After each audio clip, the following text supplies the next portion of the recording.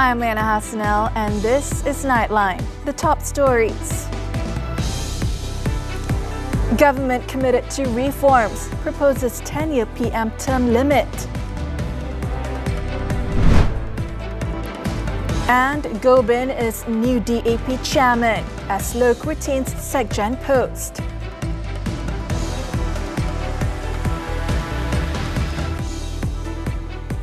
Good morning.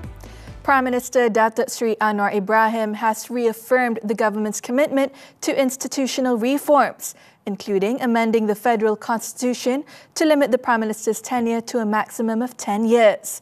However, he stressed that the process must be carefully executed and requires the consensus of all political parties, as well as a two-thirds majority in Parliament.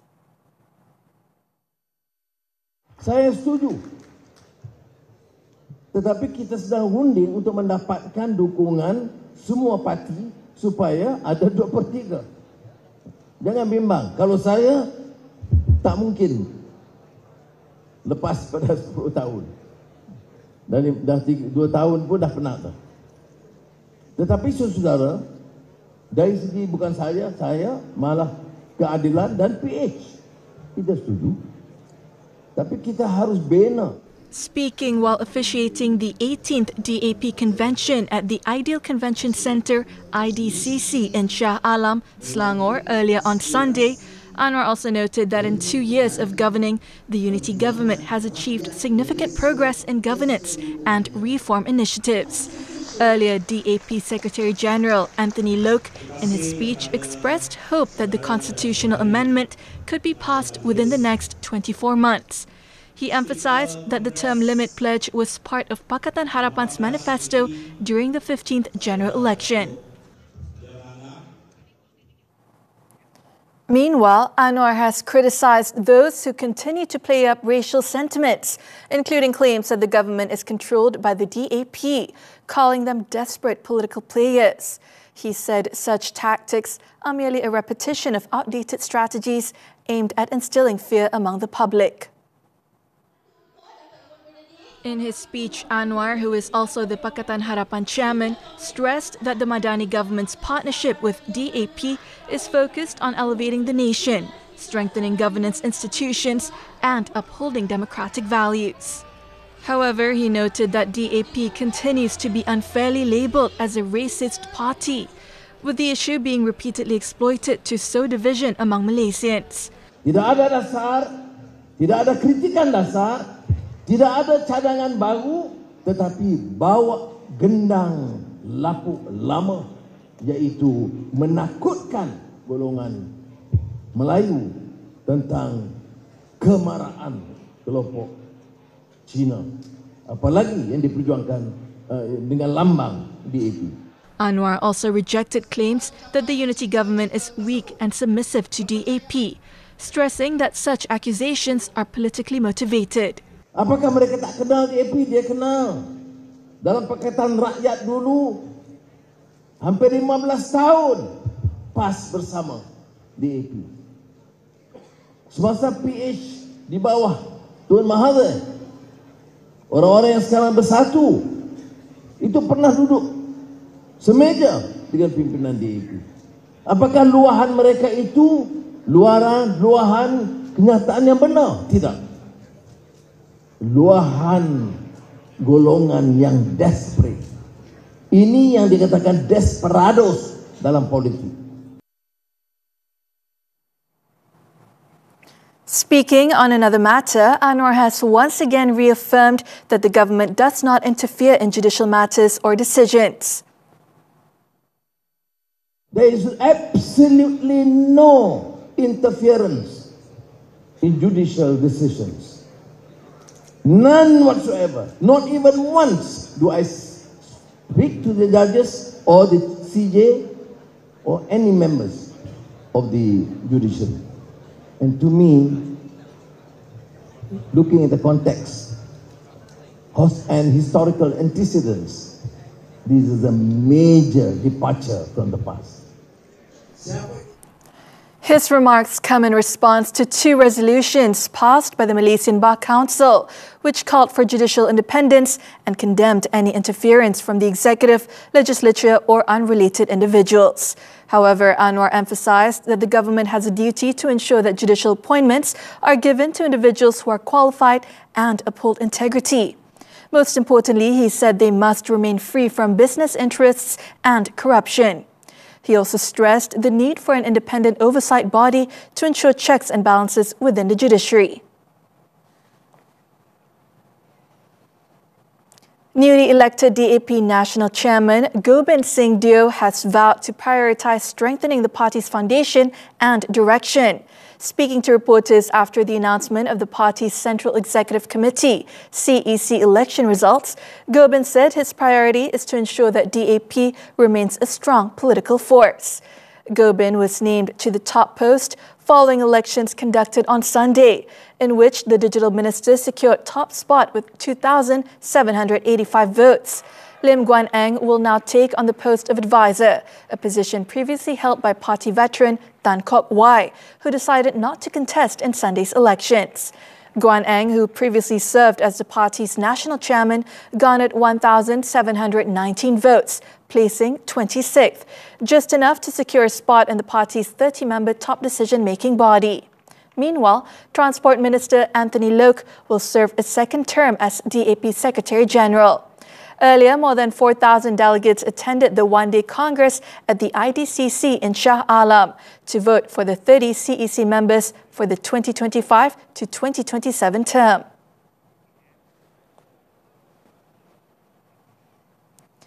After consistently rejecting government proposals on allocations for opposition MPs, Perikatan Nasional (PN) has now sent a letter to initiate discussions on the matter.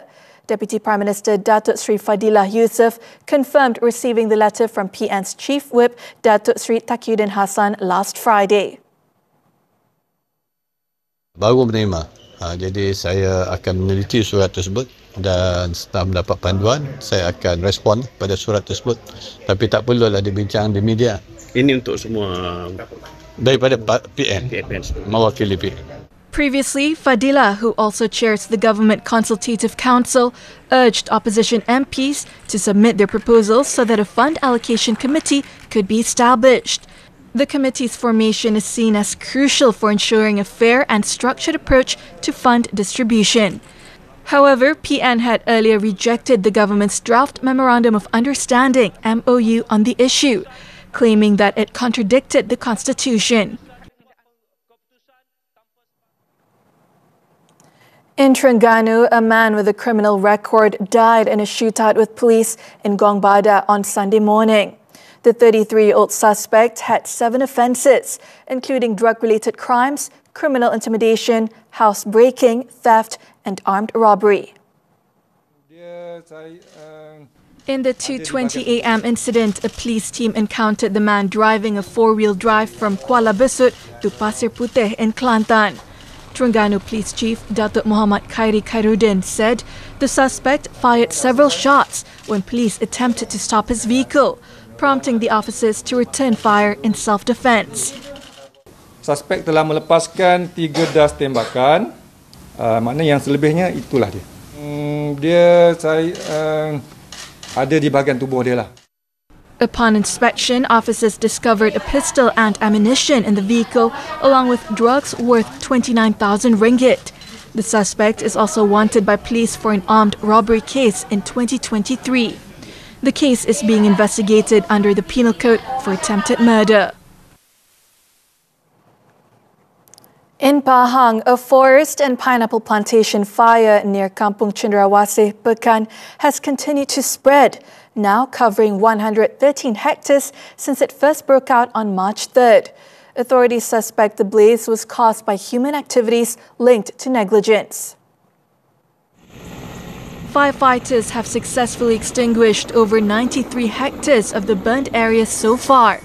However, efforts are still underway to put out the remaining 20 hectares.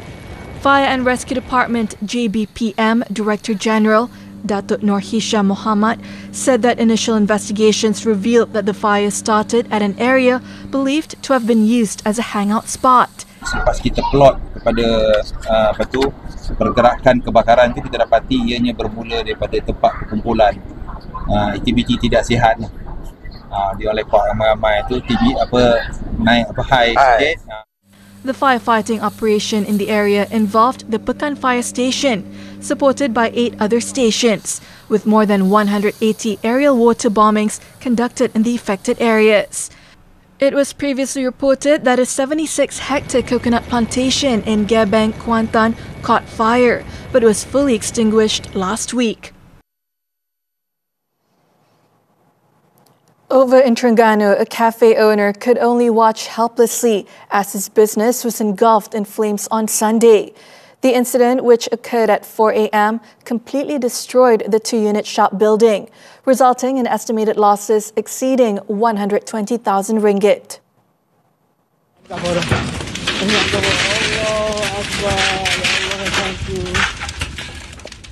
The owner, Wan Akmali Izzat Wan Ahmad, said that the fire occurred after he closed up his shop, located on Jalan Batu 49 at 1 a.m.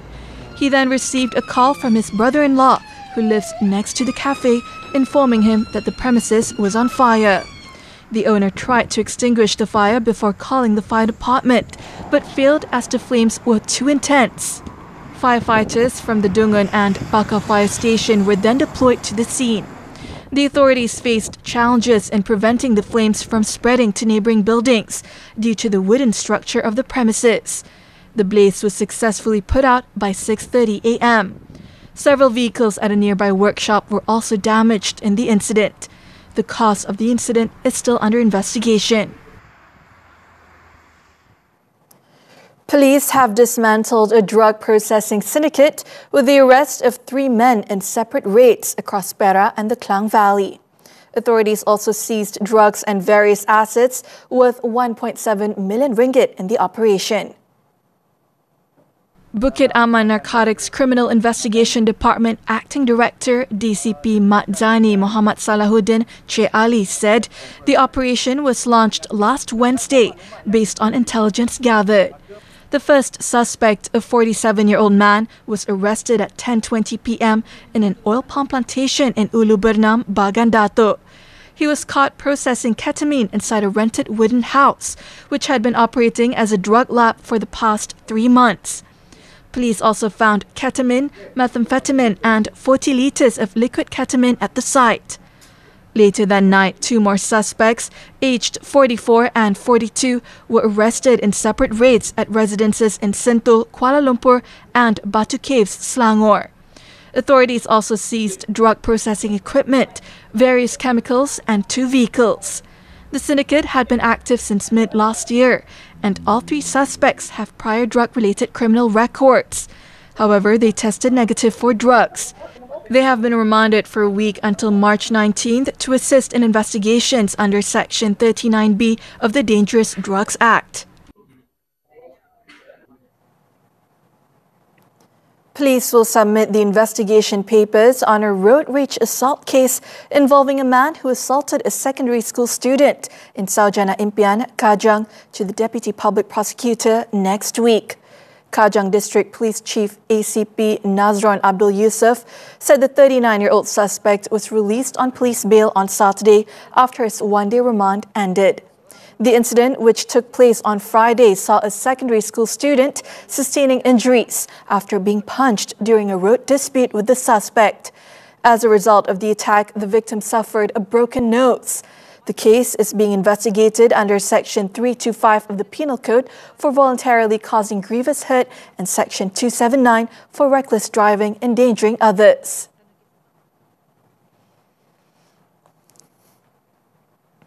As Ramadan bazaars across the nation come to life with a variety of delicious offerings, vendors are making conscious efforts to minimize food waste. While crowds gather, concerns over excess food persist, but many vendors are adopting new strategies to address the issue. Nightline's Muhammad Nadir Asfar has the report. Ramadan bazaars are a major highlight for everyone during the Muslim fasting month. These vibrant food markets offer everything from mixed rice to thirst-quenching drinks and mouth-watering desserts. However, with such an abundance of food, the risk of wastage remains a concern, prompting some vendors to take proactive measures. Although daily sales vary, some vendors have taken the initiative to distribute their surplus food to customers and even fellow vendors. Belum ni dekat 4 ke 5 hari juga tak habis. Kita orang akan sedekah dekat masjid. Tak apa, kita akan sedekah dekat orang-orang bazar yang berniaga. Kita dah kukus tu tapi kita tak pernah buat balik. Memang kita bagi dekat peniaga-peniaga, kawan kita, customer yang datang lah. Tapi tak pernah lah banyak, dalam 1-2 pack je yang tak habisnya. Kita sedekah lah dengan peniaga-peniaga yang lalu. Siapa yang pembeli yang tak sempat membeli tu kita bagilah. Customers too are playing their part by being more mindful of their purchases, ensuring they buy only what they can consume. Biasa kita akan simpan untuk sahur, tak ada kita bagi kat jiran-jiran lah. Macam kita makan tu, maknanya kita lebih appreciate daripada sebelum-sebelum ni. Kalau berlaku pembaziran tak berapa elok lah kan. Kalau ada barang, kalau ada makanan yang lebih, kita akan simpan untuk sahur. Memang kalau tak, wife saya akan masak untuk kami lah. Kita beli bahan basah dan kita masak. By implementing better food planning, portion control and fostering a culture of giving, Ramadan Bazaar vendors not only reduce waste but also transform extra food into a meaningful gesture of generosity. I'm Muhammad Nadir Asfar for Nightline TV3.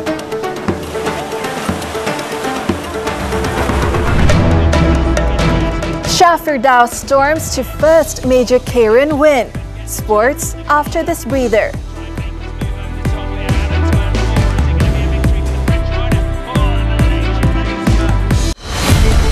Kita dah biasa bertahun membesar, dah bercakap. Tapi bila kita masuk komuniti mereka, sangat senyap. Tangan-tangan ini adalah bahasa mereka.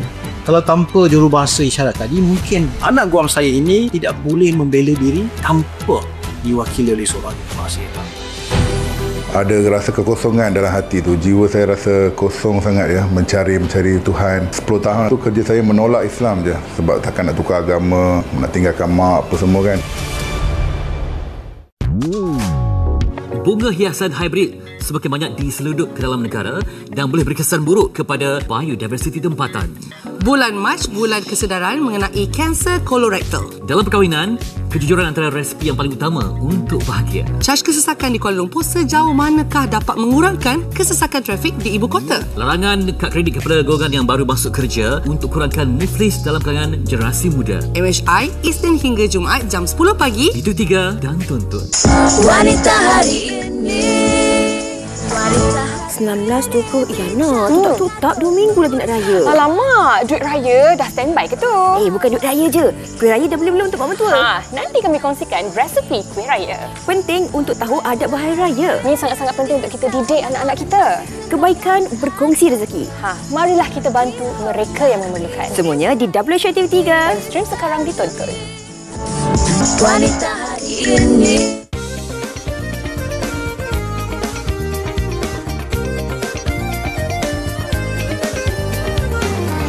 Buat apa tu? Puasa yang yuk. Pagi-pagi dah buka apa ni yuk? Tahanlah sikit lapar tu, tapi kalau buka TV3 tak apa. Indahkan memori Ramadan bersama saya, Janani. Jaga hati, jaga mulut. Selamat berpuasa. Semoga bertahan sehingga raya.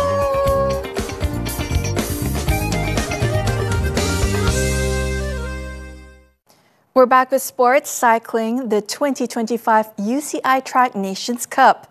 National rider Muhammad Shah Firdaus Shahram finally landed a major title in his track cycling career, clinching gold in the men's Karen at the competition with a stunning late surge at Konya Velodrome, Turkey on Saturday. The 29-year-old, still battling tendinitis in his right knee, powered past his rivals in a thrilling finish to secure victory, drawing loud cheers from the crowd. France's Sébastien Vigier, a former Olympic bronze medalist, settled for silver, while Japan's Shinji Nakano, who was crowned Asian Keirin champion in Nilai last month, took bronze. The win is especially sweet for the Johor-born rider, whose Olympic medal hopes in Paris were crushed by a crash near the finish line. Meanwhile, Nurul Izzah Izzati Muhammad Asri again broke her national record in the women's individual sprint event, clocking 10.578 seconds over 200 meter to surpass the previous mark of 10.685 seconds set in Nilai. The diminutive Kedahan's timing placed her 18th in the qualifying round in Konya. Izzah went on to defeat Czech Republic's Veronika Jaborníková in the first round, but fell to Japan's Mina Sato in the second. Turning to Formula One, the 2025 Australian Grand Prix. McLaren's Lando Norris swept to victory in a wet and wild race at Albert Park on Sunday, holding off defending champion Max Verstappen in a white-knuckle finish to a season opener littered with crashes and safety cars.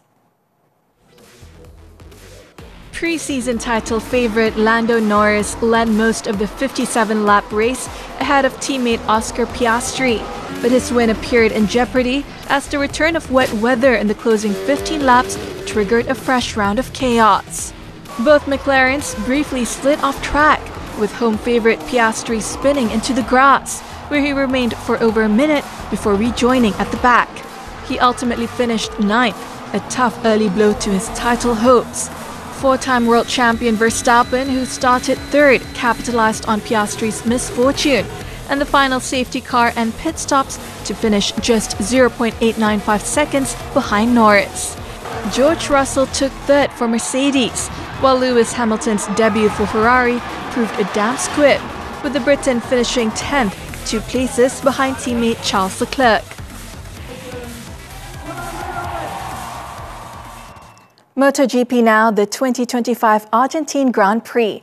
Marc Marquez claimed the family bragging rights after he won the sprint race at Termas de Rio Hondo, beating his brother Alex on Saturday.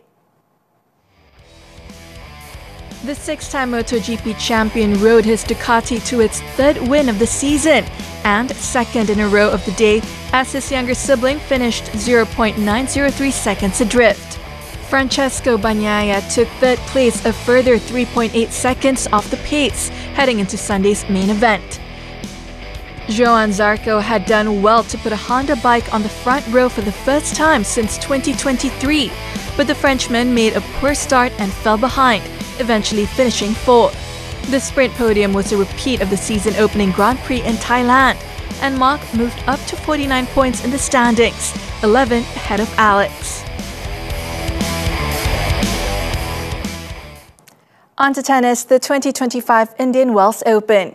Jack Draper snapped 2-time defending champion Carlos Alcaraz's 16-match win streak on Saturday to power into his maiden ATP Masters 1000 final. The 23-year-old Briton produced a gutsy response to dropping his first career set to love, prevailing 6-1, love 6, 6-4 after an hour and 44 minutes on court. Draper, who is up to world number 8 in the PIF ATP Live rankings, will face Holger Rune in the first final between 2 players born in the 2000s above ATP 500 level.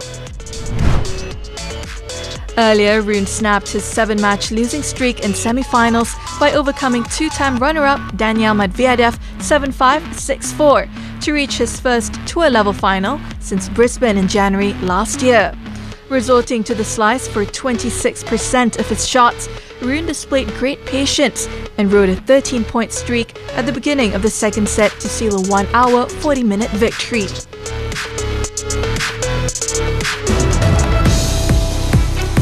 Dozens dead after fire in nightclub. The details when Nightline returns.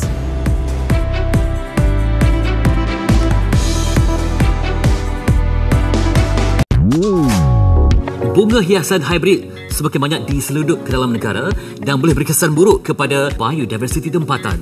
Bulan Mac, bulan kesedaran mengenai kanser kolorektal. Dalam perkahwinan, kejujuran antara resipi yang paling utama untuk bahagia. Caj kesesakan di Kuala Lumpur sejauh manakah dapat mengurangkan kesesakan trafik di ibu kota? Larangan kad kredit kepada golongan yang baru masuk kerja untuk kurangkan miflis dalam kalangan generasi muda. MHI, Isnin hingga Jumaat jam 10 pagi. Itu 3 dan tuntut.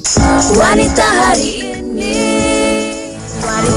19 tu ke? Liyana, tutup 2 minggu lagi nak raya. Alamak, duit raya dah standby ke tu?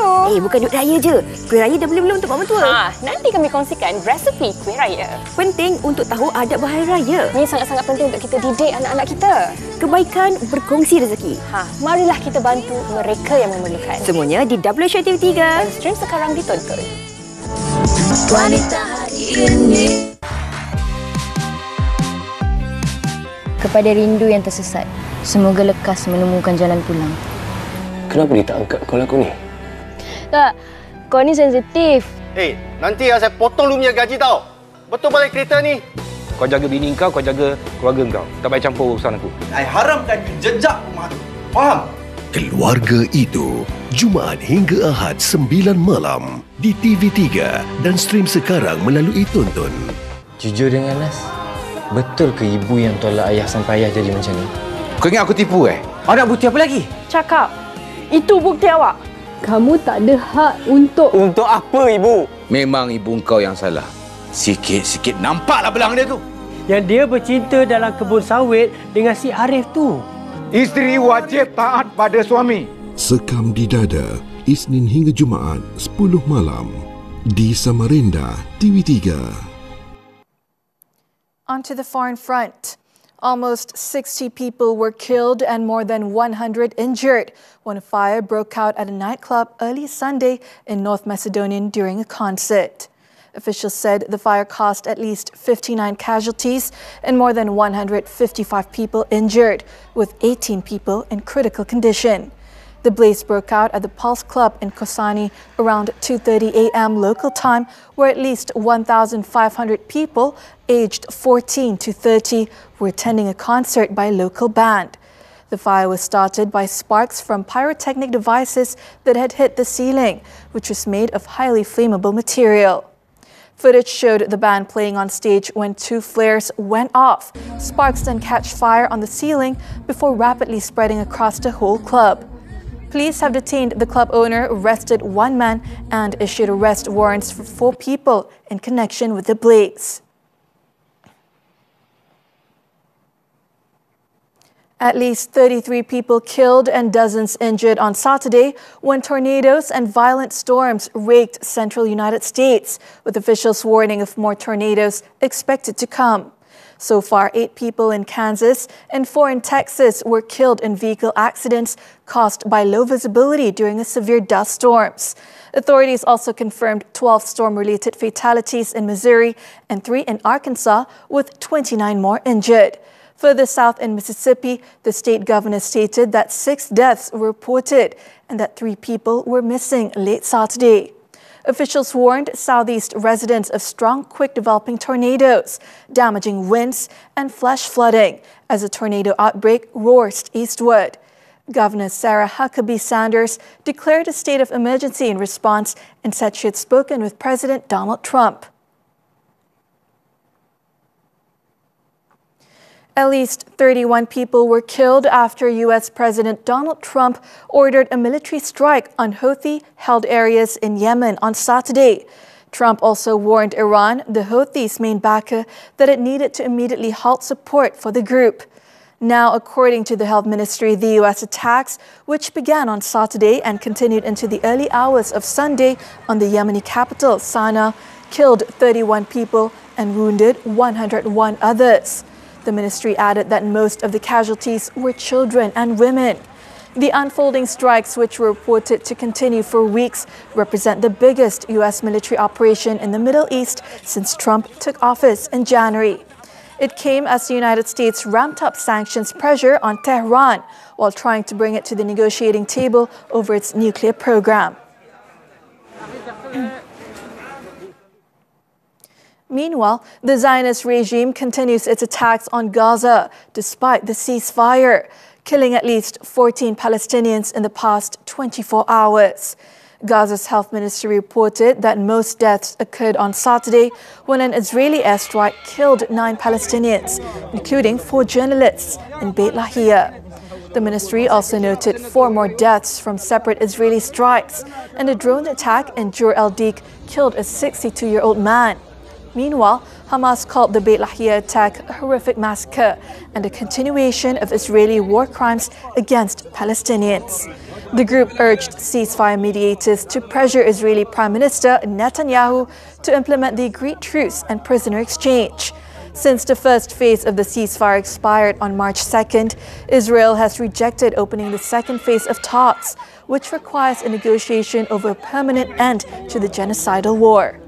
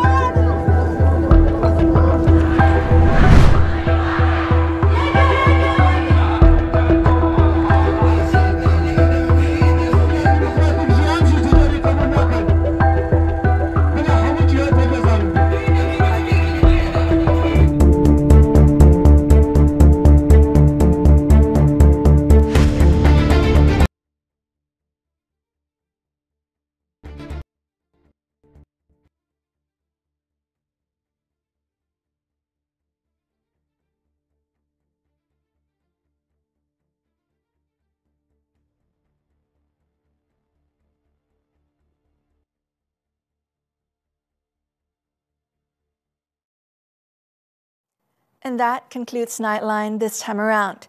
Before we leave, let's take a look as Palestinians gather among ruins and destroyed homes in Beit Lahia for Ramadan Iftar.